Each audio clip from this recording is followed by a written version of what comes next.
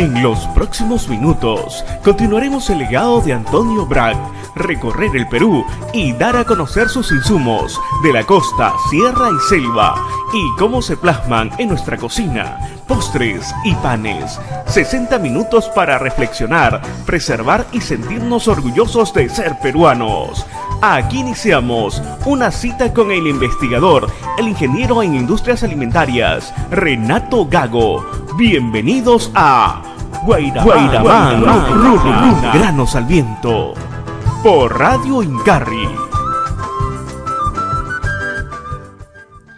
Hola y buenos días, yo soy Renato Gago y esto es Granos al Viento por Radio Incarri, rescatando los orígenes del Perú. Estamos con Andrea López en los controles y hoy quisiera comenzar el programa de una manera, porque estoy muy emocionado, de una manera diferente.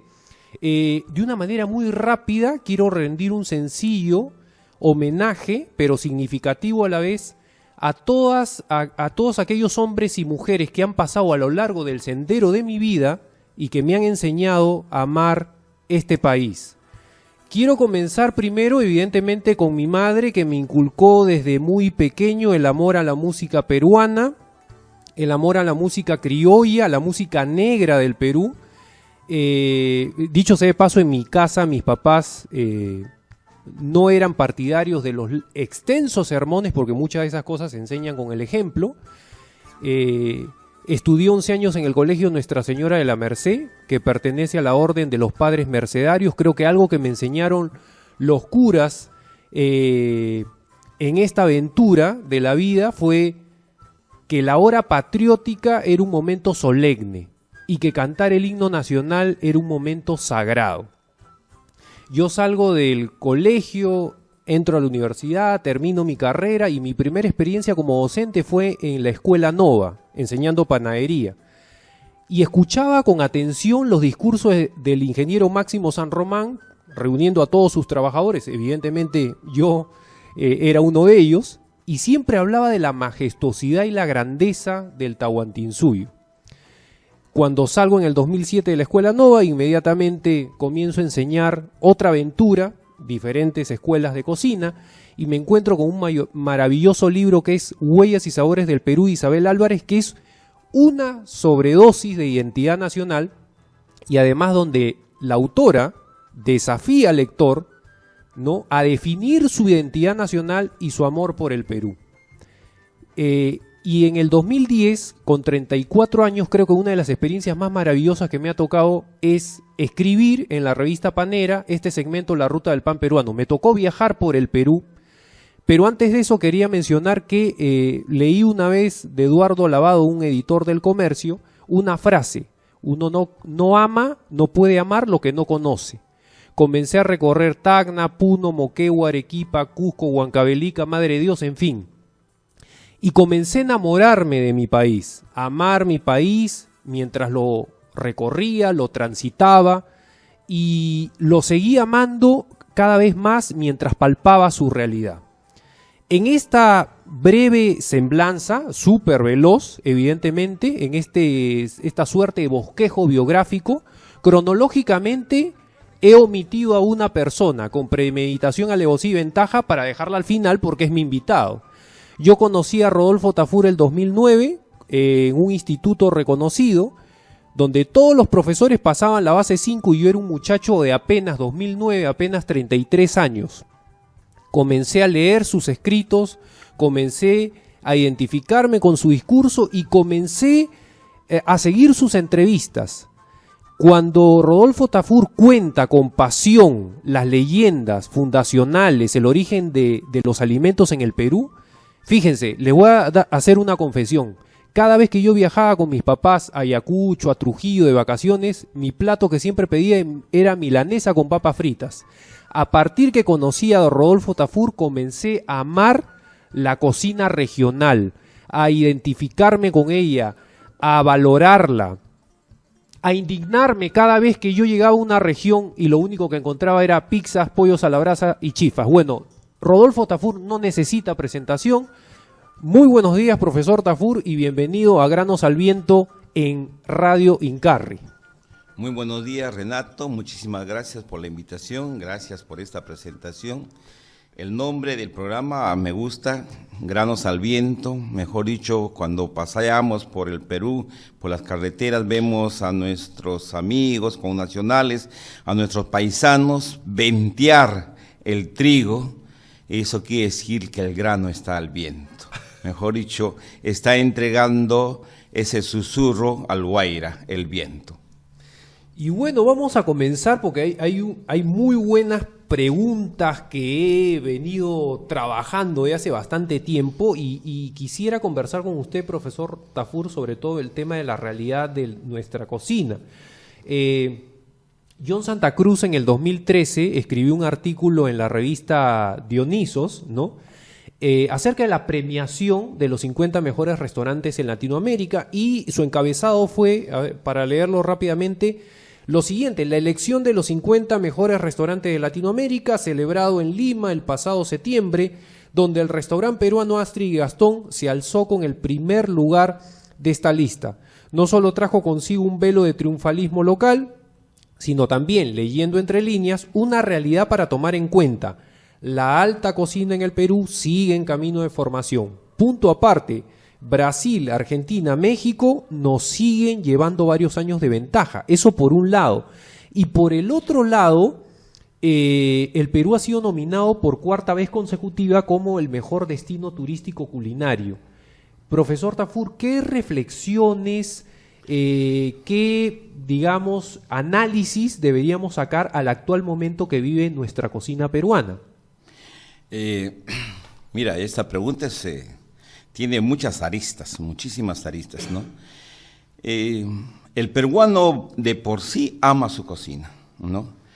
El hombre, para acercarse a Dios, si fuese un europeo, utiliza la palabra, la oración, se hinca ante la imagen que él aprecia, adora y respeta, y enarbola unos versos, son rezos, y le pide lo que él quiere pedirle. Los aztecas, los mexicanos, si lo vemos en las películas de Mel Gibson, por ejemplo, para acercarse a su Dios, utilizan el sacrificio, ¿no?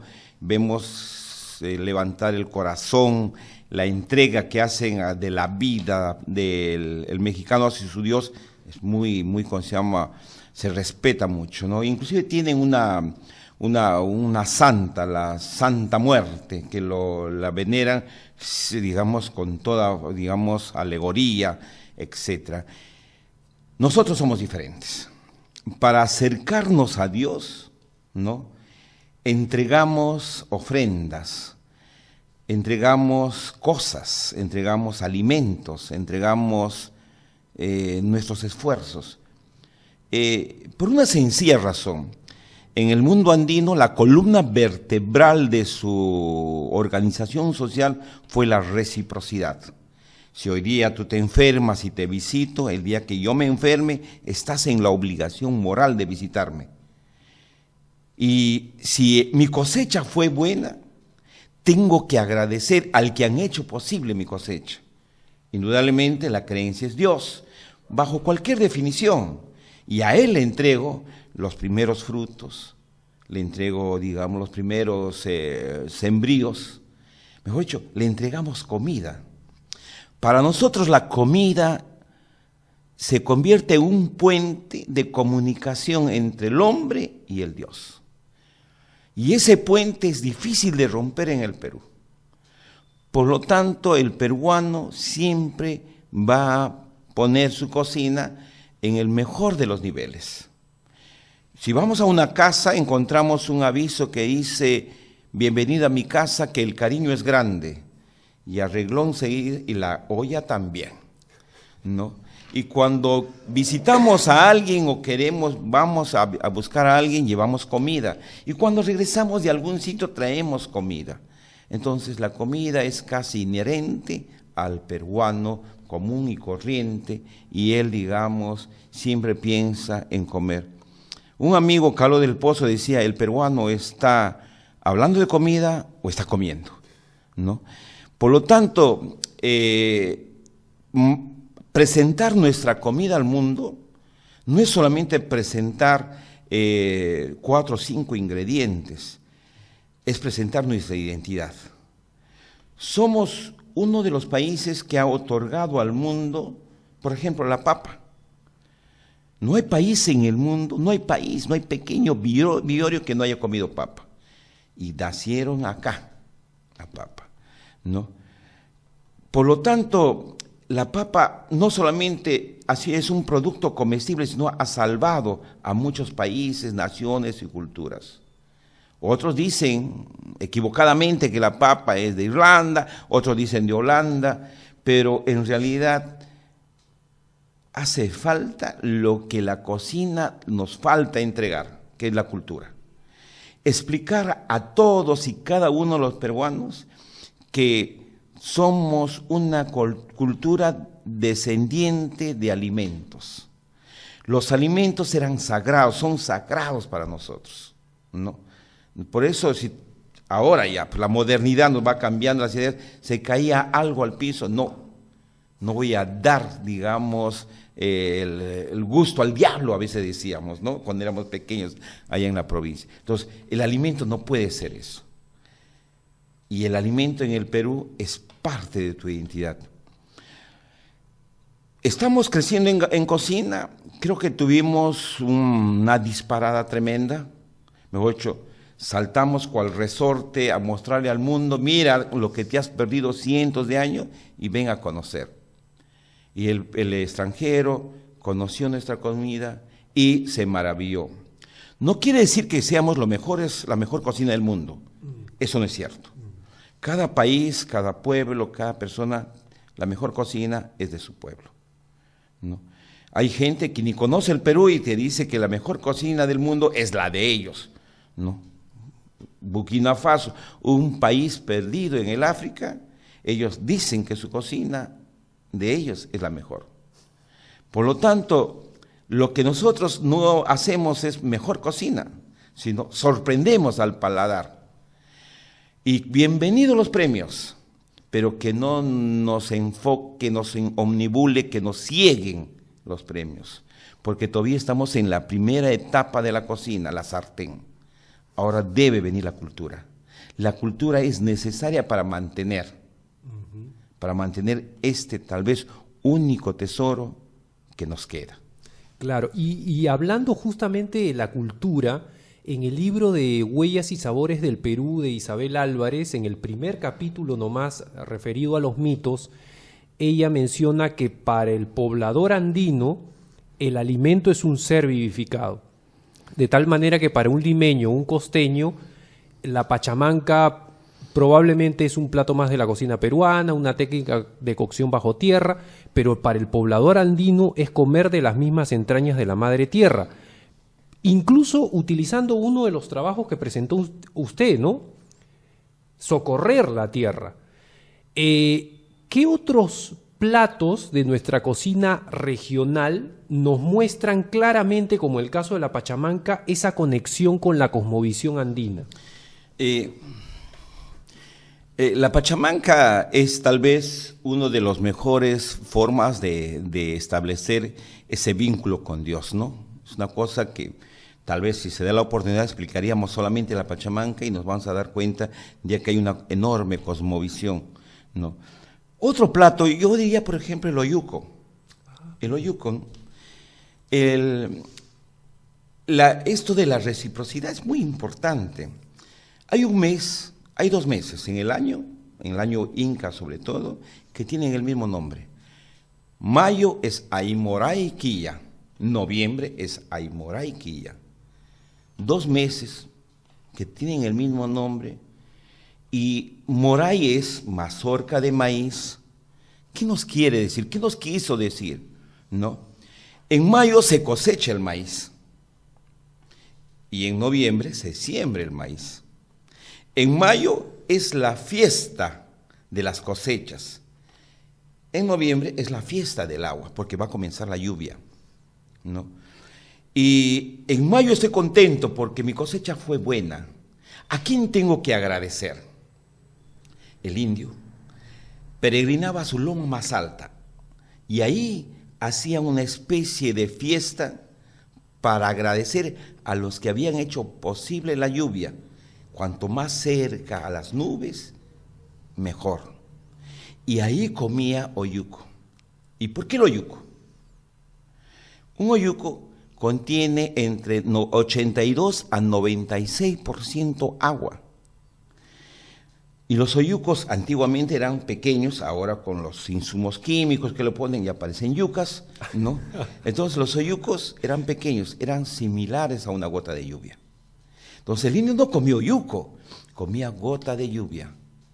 Entonces, y si uno analiza o ve los colores del oyuco, los oyucos de la sierra andina sobre todo, tienen los mismos colores del arco iris.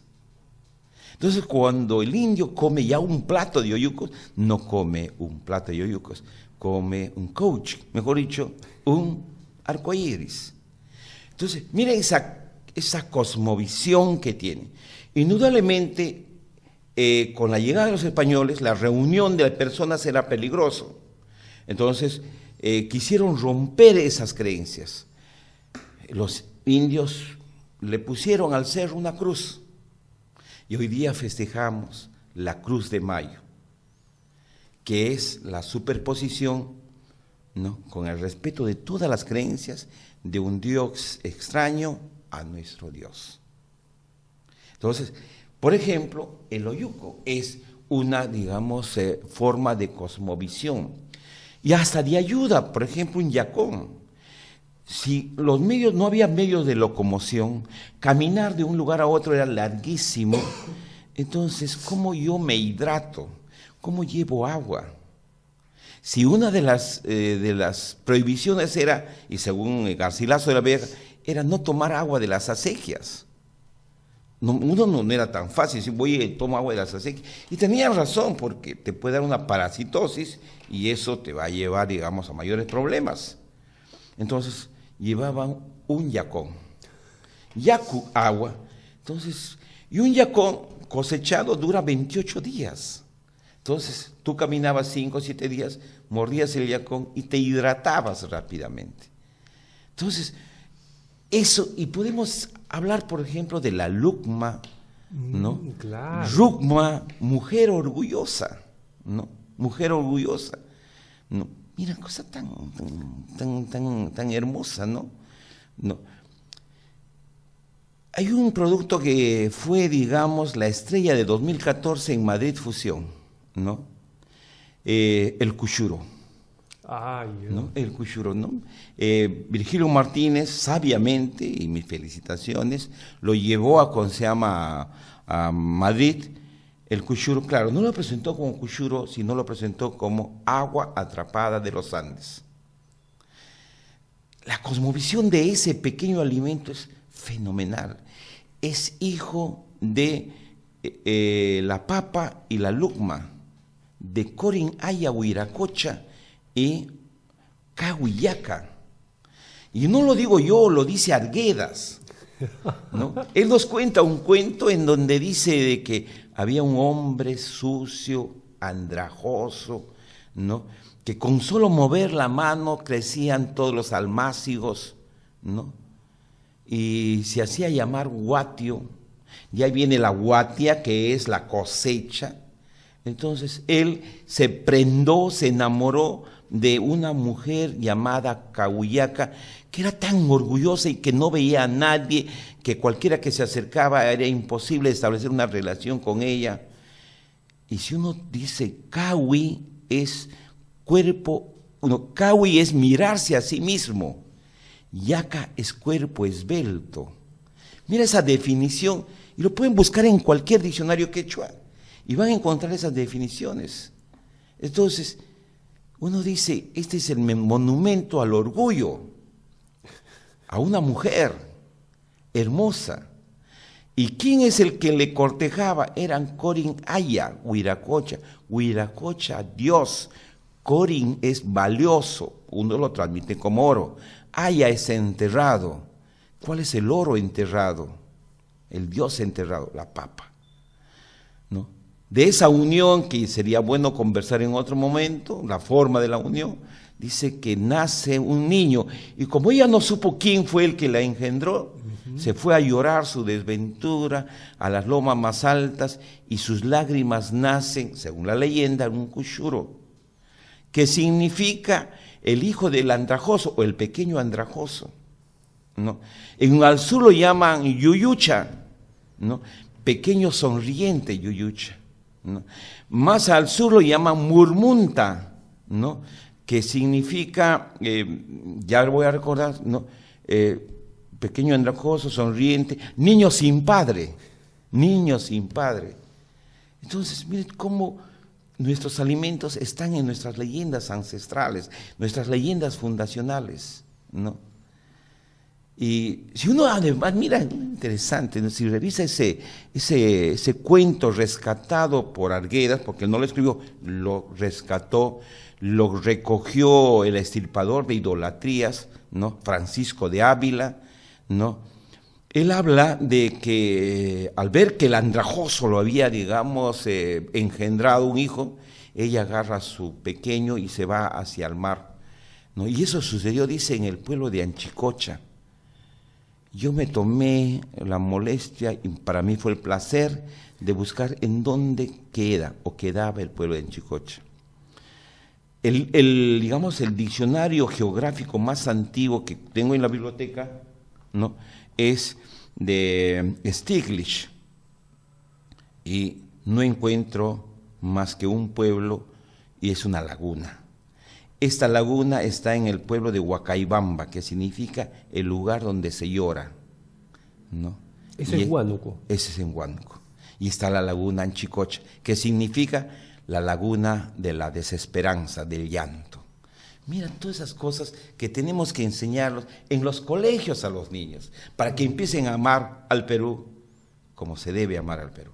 Esa considero que es la primera etapa, y en alguna entrevista, la entrevista que le hice hace 2 años y medio, 3 años, contaba usted que era necesario pues trasladar estos cuentos, estas historias, estas fábulas, porque hay fábulas andinas también en los colegios. Bueno, en este momento Andrea López nos está subiendo la musiquita, ese es indicador de una pausa, un pequeño corte y regresamos.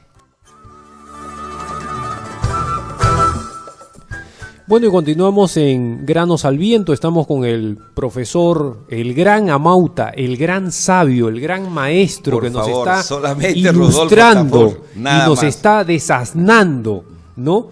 Esta cátedra tiene que estar en todas las escuelas de cocina. Y justamente, más o menos, esta es la pregunta que viene. Muchos jóvenes, claro, me acuerdo perfectamente el programa cuando usted nos dijo...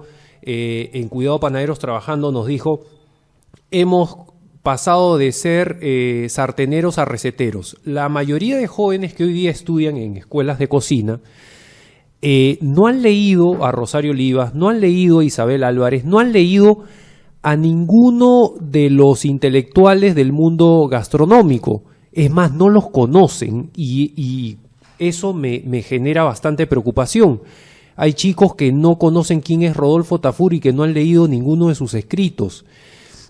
Entonces estamos frente a una nueva generación en masa, pero que está sumergida pues en un mar de desconocimiento, sobre todo de la parte cultural, y yo diría del aporte prehispánico. O sea, no saben qué insumos son oriundos del Perú como centro de domesticación, como decía Antonio Brat. Entonces no saben qué insumo es oriundo y qué insumo es foráneo.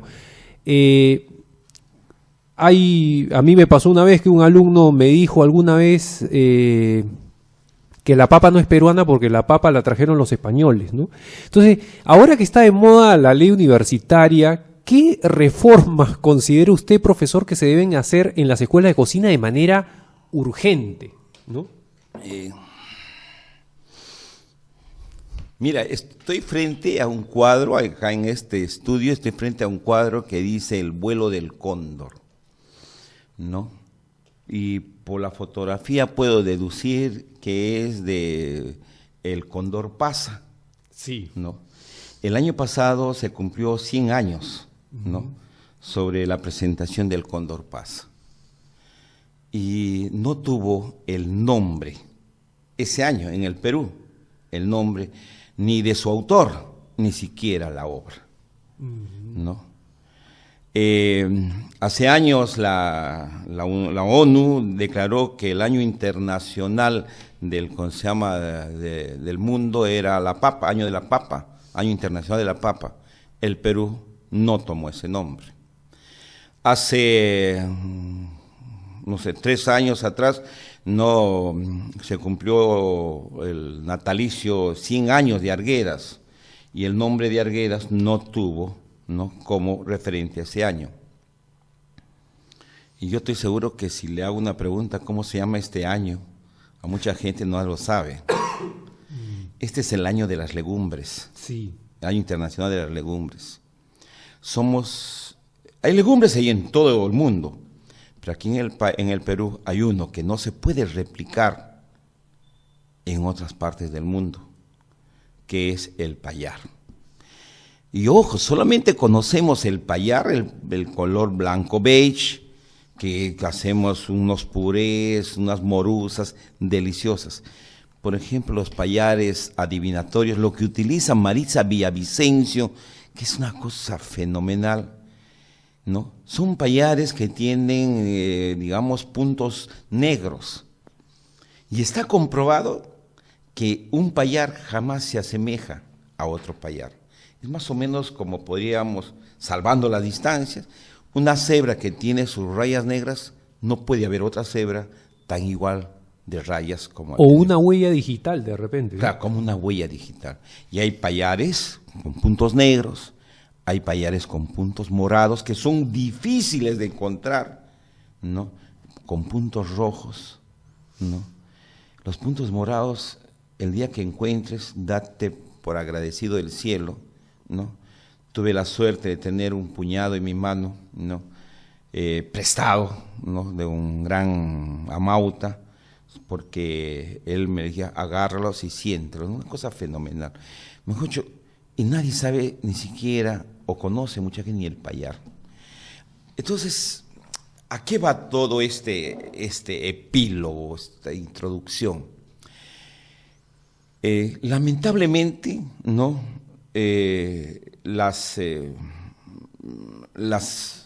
los institutos, que casi todos son, en este caso, de cocina, no tienen, digamos, un afán de cultura. Y todos son, digamos, compiladores de recetas, y ahí viene el gran problema, ¿no?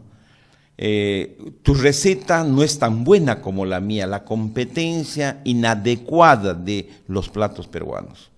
Entonces podemos ver, por ejemplo, ¿no?, como vi no hace mucho, ¿no?, una papa a la huancaína con puntitos moraditos que eran saucos. Yo pregunté, ¿qué es esto?, ¿no? Es papa a la huancaína con sauco, profesor, porque yo soy creativo. Oiga, la creatividad parte de algo fijo, ¿no? No podemos romper, ¿no?, determinadas cosas que son nuestras. El ceviche debe tener los mismos ingredientes básicos. No estoy diciendo que le cortemos la imaginación, pero no le pongamos ceviche, ¿no? Una pachamanca, quiera o no quiera, una pachamanca es con carne. Puede ser carne de cerdo, puede ser carne equina, puede ser carne caprina, puede ser carne, ¿cómo se llama?, de los camélidos peruanos, ¿no? Porque la carne en la pachamanca hace la diferencia entre la guatia y la carne. Pero no me puedes presentar una pachamanca de brócoli, pues, porque eres vegano. No, pues, me van a disculpar, no es así, no es así. Que se llame, pues, un brócoli apachamanqueado, que es otra cosa, pero no podemos presentar así. Entonces, si nosotros rompemos las columnas vertebrales de nuestras recetas, de nuestra cocina, cualquier país puede hacer, porque nosotros ya hemos roto ese sello. Claro. Si mañana sale un país del sur, del norte, del este, etcétera, y te dice que ha hecho una papa a la huancaína, que lo hacen en el sur, y hasta más rica a veces, ¿no?, Pues claro, hay bastantes peruanos en Chile y que están haciendo, digamos, su mejor esfuerzo, ¿no? Pero ya lo están poniendo para la huancaína de Chile, ¿no? Un poco más, no sé, de dónde va a entrar la huancaína, la señora huancaína, dónde va a quedar, ¿no? Entonces, nosotros mismos estamos permitiendo eso, ¿no? Ponte a ver a hacer un champán acá en el Perú. Todo con se llama Francia viene y te lapida. Entonces,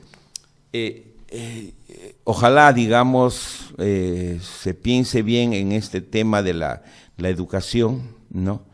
Que debemos preservar muchas recetas como patrimonio, con sus ingredientes determinados que la costumbre ha mandado, ¿no? Por lo tanto, si nosotros rompemos esas columnas vertebrales, simple y llanamente estamos rompiendo nuestra cultura. Claro. Y cuando una cultura desaparece, no desaparece solamente lo que llamamos cultura, desaparece el ser humano como un hombre pensante, desaparece su, digamos, su ser interior. ¿No? Cuando desaparece, por ejemplo, un idioma, no desaparece un idioma, desaparece un ser humano. Claro, la lengua es la expresión cultural de un pueblo. Un pueblo, ¿no? Entonces, a eso yo me refiero, ¿no? Entonces, quisiera, ¿no?, que se tome medidas sobre eso. Es difícil, es difícil. Yo veo, hay algunos colegios, no voy a dar sus nombres, ¿no?, que un amigo me invitó a dar una conferencia. Bueno, fui a un colegio muy costoso y le digo, dame el sílabos de historia, alumno de secundaria, para ver más o menos en qué va a basar mi perorata, de qué voy a hablar. Claro. No, aquí no enseñamos historia. Miren, y son colegios donde entran mucha gente, porque son colegios para estar en la universidad. Y la historia no está en esos colegios, la historia del Perú. Entonces, lo que tú decías al comienzo, ¿no? Si quieres amar algo, descúbrela. Entonces, si no sabes su historia, claro, es el gran problema que tenemos. Es el gran problema que tenemos, ¿no? Por eso, si alguien me pregunta cuál es, digamos, el pueblo de tu origen, yo le tengo que decir sin miedo, nací en Huánuco, en la calle General Prado 1097, ahí fue mi lugar de nacimiento, a 20 metros del puente Calicanto, aprendí a nadar en el río Guayaca, en la Piedra Tarzán, en la Oroíta, ahí aprendí a nadar, y estoy orgulloso de ello. Porque no hay huanuqueño malo, y además yo soy fan del lobo y la sociedad privada.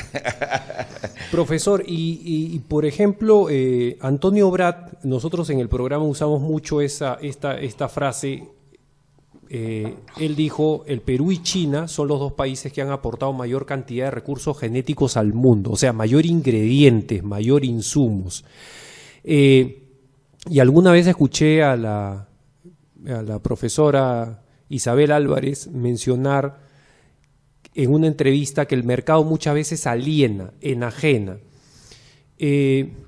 Nosotros vivimos en un país que tiene una limitada superficie agrícola porque evidentemente su geografía es accidentada, pero estamos viendo en estos últimos años que se está sembrando cualquier especie, arándanos, hortalizas chinas, jalapeños mexicanos, azúcar, en fin, un montón de productos, y los productos que son oriundos del Perú como centro de domesticación, se están postergando, salvo el caso de la quinoa, ¿no?, que se disparó la producción de más de 50.000 toneladas métricas, pero por ejemplo, el caso de la kiwicha, producimos solo 3.000 toneladas métricas, que es una cantidad ínfima. Producimos cada vez menos cañigua, cada vez menos arracacha, achira. Yo reúno un grupo de alumnos y profesores y menciono la palabra achira y el 50% no sabe qué es, y el otro 50% me dice, sí, la chía. No, la chía no, la achira, el rizoma. Entonces, el sauco, por ejemplo, para poner un ejemplo, a lo largo de toda la sierra en los 90s, estaba presente el sauco. Hoy día solamente, de acuerdo al reporte del Ministerio de Agricultura, hay 2 departamentos que producen sauco, que son Junín y Apurímac. de Cañigua, Puno y Cusco, de Payar Verde, Lima e Ica, ¿no? Entonces cada vez producimos menos. En medio del boom gastronómico, ¿por qué se postergan nuestros insumos, los oriundos del Perú?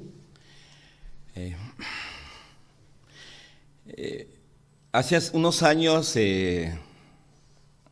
a un amigo paisano, productor de papas nativas, ¿no? El Fernández se apellida, ¿no? Él le piden que traiga papas nativas para la gran feria de Mistura. Y le dijeron que iba a vender, iba a rayar, iba a vender cualquier cantidad. Creo que se trajo 40 toneladas de papas nativas, 40 toneladas, ¿no? Y al término de la feria vendió solamente 24 kilos, ¿no? Entonces me llama y buscar quién compra papas nativas. Y se tuvo que regresar, digamos, con toda la pérdida que ello conlleva, ¿no? Y ya él no trae papas nativas. Y es que lamentablemente, ¿no? Ya el mundo nos exige, respondemos a actividades económicas rentables, ¿no? Tú hablabas de la chira, ¿no? Hay una especie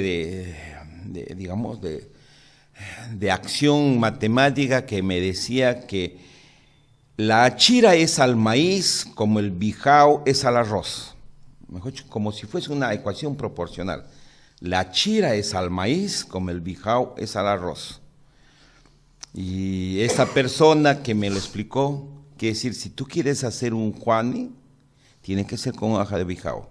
Si tú quieres hacer un tamal, tienes que ser con hojas de achira. Claro. ¿No? Y la achira no solamente se utiliza la hoja, sino también el rizoma. Claro. ¿No? Y nadie, no he visto hasta ahora un plato que te puedes, una ensalada con achira. Estamos casi en el centro de Lima, 1 kilómetro a la redonda, no encontramos un solo restaurante que te presente un plato de quinoa, ¿no? Casi todos tenemos en nuestros jardines, ¿no?, atago. Lo arrancamos como mala hierba, ¿no? Y es el plato, según las creencias, es el producto, el vegetal, que da nacimiento a una cultura, ¿no? Significa, Mamacha Ataje era una diosa que andaba con su ramo de atago, que significa la alegría dentro de la tristeza. Mejor dicho, cuando venían estas catástrofes, como está digamos, sequía en el sur, lo único que crecía atago, y se come el atago. Es más, el atago es una quinoa, ¿no? Una quinoa, la quinoa de los pobres. Y estoy seguro que muchos no conocen el atago. Los cocineros no solamente nos debemos, digamos, centrar en platos europeos. Yo creo que un francés no viene a comer al Perú o a tomar al Perú una sopa de cebolla. Ah, claro. Tiene que ser algo peruano. Ese trabajo debe correr por los institutos, las escuelas, las universidades. Si no lo hacemos, perdemos. Claro. Y nuevamente insiste Andrea López y vuelve a subirnos la musiquita, y este es indicador de una pausa. Un pequeño corte y regresamos. Bien, y continuamos en Granos al Viento. Estamos en una mágica y amena tertulia con el profesor Rodolfo Tafur, y esta pregunta, bueno, en este último bloque tenemos 15 minutos, voy a tratar de aprovechar para sacarle estas dos preguntas que quiero hacerle de hace bastante tiempo. Volviendo al libro de Huellas y Sabores del Perú, Isabel Álvarez, el segundo capítulo es probablemente, creo, el más extenso de todos, que titula La injusta historia de la papa y el maíz, y tiene varios subtítulos, y uno de ellos yo creo que es el resumen de todo ese capítulo, ¿no? El título, valga la redundancia, es Papa postergada y humillada, papa ninguneada. Cualquiera podría decir, sí, pero, a ver, ese libro fue publicado en el 97, Luego vino el despertar del gastronómico, ahora todos estamos orgullosos de la papa y de la cocina, evidentemente. Pero, ¿qué opinión tiene profesor Tafur de que el pollo a la brasa, que es un plato emblemático de los peruanos, que nos llena de orgullo, que tiene un día al año donde se celebra, la mayoría de las más de 15.000 pollerías que hay utilizan papa importada de Estados Unidos, de Bélgica, estas papas precocidas, listas en 3 minutos?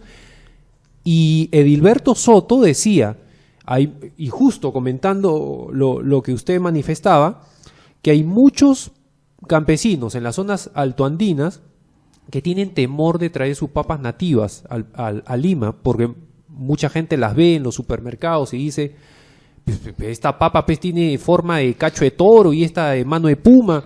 No, yo prefiero la clásica. ¿Qué reflexiones tendríamos que hacer continuando la puerta semiabierta, semijunta que dejó Isabel Álvarez? Ay, papita de mis amores, ¿no? Yo diría, como pregunta a los peruanos, ¿no? ¿Quién no ha comido una papa rellena a la salida del colegio? Claro. Mira, cosa tan que nos llena de nostalgia, ¿no? El momento más feliz de nosotros, el colegio secundario, a la salida, su papita rellena. A veces rellena de nada, sí. Pero qué rico que es. Es que siempre ha sido la eterna pobre, la segundona. Yo diría que el alimento para dar el volumen, ¿no? Si tú vas a la parada o a otro mercado, compras un saco de papas, 20 es barro y 80 es papa. Y si vas al mercado, la papa está en el suelo, ¿no? Un poco más tienes que saltarla, ¿no? Y yo quisiera, he escuchado, pero he escuchado a muchos amigos extranjeros decían, quisiera que mi país crezca esta Guairo o esta María, la Huamantanga, por ejemplo, ¿no? Pero el tema es, aquí digamos tenemos que trabajar el ente económico, ¿no? Las papas que crecen digamos en Alemania o en Canadá que vienen, son papas que yo creo que lo cultivan con compás, mejor dicho, son casi extremadamente redondas, ¿no? Y a la hora de pelarla en esa máquina que gira, entonces va a perder casi nada. En cambio una papa amarilla que es deliciosa, ¿no? Perdería casi el 40% de la papa. Entonces aquí viene la otra forma, cómo hacer que nuestras papas tengan ese nivel. Nos impusieron la costumbre, ¿no?, de comer las papas peladas. Si una papa bien lavada, con escobilla bien lavada y cortada con cáscara, ¿no?, vas a ver que es más deliciosa. No estoy diciendo que sea la amarilla, la guantán, la guairo, no. La papa con cáscara es más deliciosa. Les reto a todos los escuchas la diferencia entre papa hervida y papa sancochada. Papa hervida es sin cáscara y papa sancochada es con cáscara. Tomen 2 o 3 papas, pélenla, sométenla ustedes a cocción y cuando ya esté lista, resérvanla. Y en un fogón continuo, las papas de esa misma variedad, pero con cáscara. Hagan una crema a la huancaína y unten a ambas papas separadas con la crema a la huancaína. Y van a entender la diferencia de lo que aporta la cáscara, ¿no? La cáscara es para los europeos lo que para nosotros es, digamos, ellos lo toman como un regalo. En cambio nosotros nos queremos alejar de la cáscara, ¿no? Y un día llevé a una reunión de amigos, promociones ya de colegio que están, digamos, casi todos exitosos, y entre el que cada uno llevara un potaje, yo veía mis papas solamente sancochadas, y todos me miraron como, ¿qué pasó, Tafur? ¿Tan pobre estás? ¿No? Y cuando les presenté esa diferencia, recién entendieron, en este caso, el tema de la papa, ¿no? Ha salvado al mundo, pero eso no lo sabemos. Da de comer al mundo, pero eso no lo sabemos. ¿no? Comemos unos potecitos que nos venden en los, ¿cómo se llama?, en los supermercados, con nombre de potatoes u otro nombre inventado, y lo compramos. Pero cuando decimos que es papa, recién se dan cuenta de que también lo tienen más a la mano y más barato, ¿no? La papa, lo que decimos hace unos minutos, ¿no? La UNESCO, con la ONU, declararon Año Internacional de la Papa, el Perú no. Declaró Año Internacional de Reuniones Internacionales, algo así. El Perú no. Entonces, si bien es cierto, estamos orgullosos de nuestros productos, de nuestra cocina, pero a la vez poco la conocemos. Poquísimo. No pasamos de 5 o 6 variedades de papa. Tenemos miedo de comer, por ejemplo, una papa negra, una papa roja, una papa nativa. Hasta una guamantanga no sabemos ni cocerla, ¿no? Estamos orgullosos, casi no lo conocemos. Estamos orgullosos, pero utilizamos a la papa u otro producto para insultar. Oye, papa guairo, ven para acá. Mejor, mira, le estamos dando un insulto, ¿no? Mire, sí. Oye, oyujo, ven para acá. Entonces, como digo, no le damos el valor de tesoro a lo que tenemos. Ya se han ido el caucho, se ha ido el guano de las islas, se ha ido todos los tesoros, ya no hay qué más que puede entregar el Perú. Todos se lo llevaron. Todavía nos quedan nuestros alimentos. Y ojo amigos, lo estamos perdiendo. El mejor ejemplo es el pollo a la brasa, rico, delicioso. Pero todas las pollerías consumen papas extranjeras, ¿no? Y al campesino ni siquiera lo miramos. Claro, ese es un tema que tenemos que cambiar. Y antes que me ponga el himno nacional, Andrea López, profesor, en el programa Punto Final de Nicolás Lúcar se hizo una nota sobre la pandilla Leche de Tigre.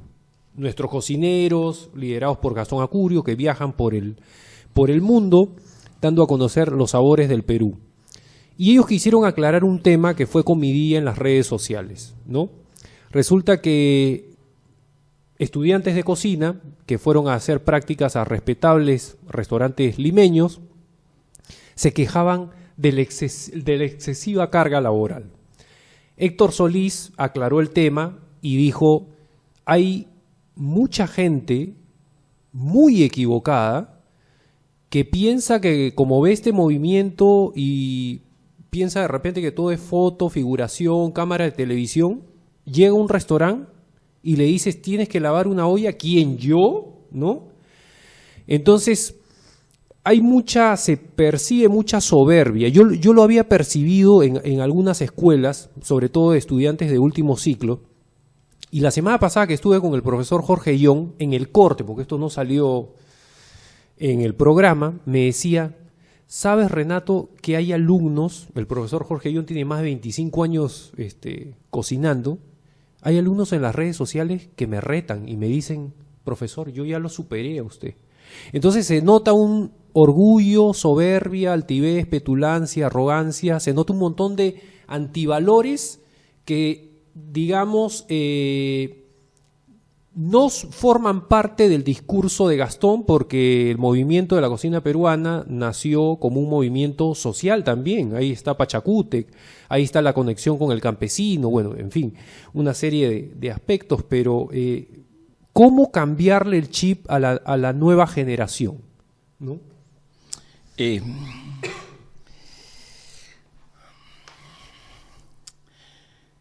¿Cuál es el último ingrediente que ha ingresado a la cocina? Esa es la pregunta, ¿no? No tiene peso este ingrediente, no tiene medida, no tiene aroma, no tiene sabor, ¿no?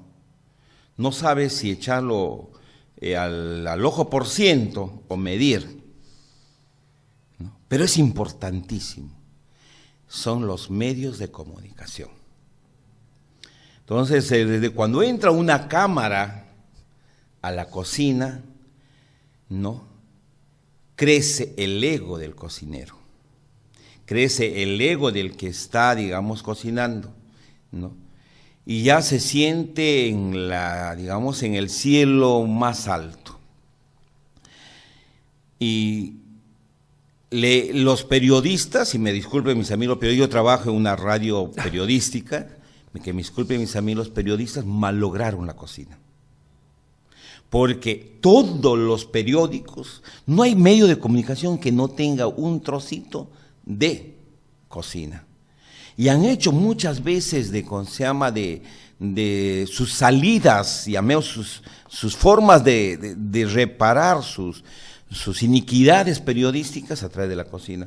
Llegó un cantante español, ¿no? Y lo primero dice, ¿ya comió ceviche? El hombre ni siquiera se había sentado, y pues, a lo mejor no sabíamos si estaba mal del estómago, ya comió ceviche, ¿no? Mejor dicho, no sé qué preguntar y ya comió tal cosa, ¿no? Entonces, falta de creatividad, en este caso al periodista. Entonces, la cocina debe tener su maduración. El alumno, en Japón, en China, el cocinero estudia 9 años, estimados alumnos, y sales como aprendiz todavía. Después de 9 años, pasan 6 y ya tienes por lo menos un nivel. Y si quieres especializarte, por ejemplo, en pez globo, tiene que pasar 6 años más, ¿no? Si tú quieres alcanzar el cielo, ¿no? Tienes que pasar primero por el infierno, ¿no? El infierno es, ¿no? Si quieres cultura gastronómica, leer por lo menos tratados, no recetas, tratados gastronómicos, por lo menos unos 50 libros, ya, 10 te doy, 10 libros al año, ¿no? Practicar todos los días, ir al mercado y recoger todo lo que está botado, llévatelo a la casa, lávalo y empieza a practicar tus técnicas. En esa papa, esa cebolla que está botada en el mercado, empieza a practicar, ¿no? Te tienes que cortar 1000 veces y te tienes que quemar 10,000 veces, ¿no? Si quieres llegar a ser un cocinero. Y si quieres ser sartenero, pues solamente hazlo, ¿no? Y no serás el que represente al Perú. Claro. Agradecemos al profesor Rodolfo Tafur. Para mí ha sido un gran honor tenerlo. Sabemos que su agenda está más apretada que la de Ollantumala y Alan García juntos.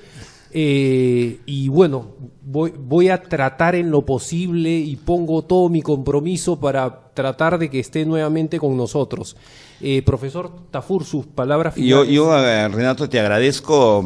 Si se trata de enseñar, ahí estaré presente, seré el primero. Si se trata de enseñar, ¿no? La cocina es tal vez, estimados amigos, es el único, ya casi el único tesoro que nos queda. Y lo estamos perdiendo, ¿no? Lo estamos perdiendo. Las batallas gastronómicas que hemos emprendido, si bien es cierto, nos ha ido bien en muchas de ellas, en algunas lo estamos sintiendo que lo estamos perdiendo, ¿no? El caso del pisco, el caso de los arándalos, el caso de las uvas, lo estamos perdiendo, ¿no? Estamos perdiendo porque llegan dineros extranjeros, capitales extranjeros, y siembran, y el producto en bruto se lo llevan, y después nos venden unas lindas y hermosas botellas con nuestro nombre, ¿no? No que sean malas, son buenas, porque el producto es de acá, ¿no? Hace unos días atrás un cocinero se quejaba de que todas las algas del sur estaban saliendo como si nada en camiones. Nadie hizo nada, ¿no? No sé si tendríamos un minuto para decirte lo siguiente, ¿no?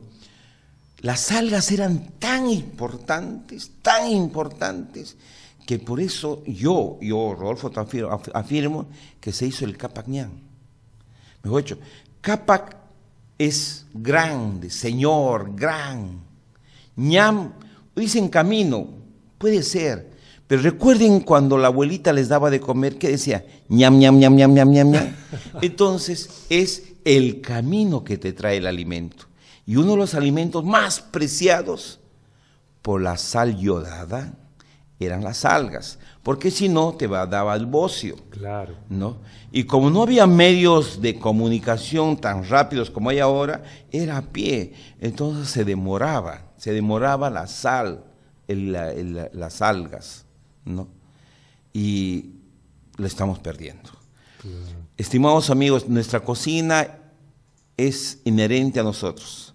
Todo peruano nace para cocinar. Ustedes rascan un poquito a un peruano, después de la primera capa van a encontrar un cocinero. Nunca se muere de hambre, ¿no? Gracias por la invitación. Mil gracias, reiterarle por su presencia, profesor Tafur.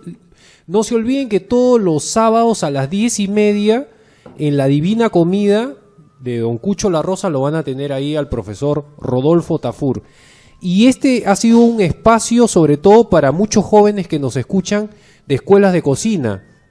No sé si después de esto me votan, pero no, mejor no lo digo.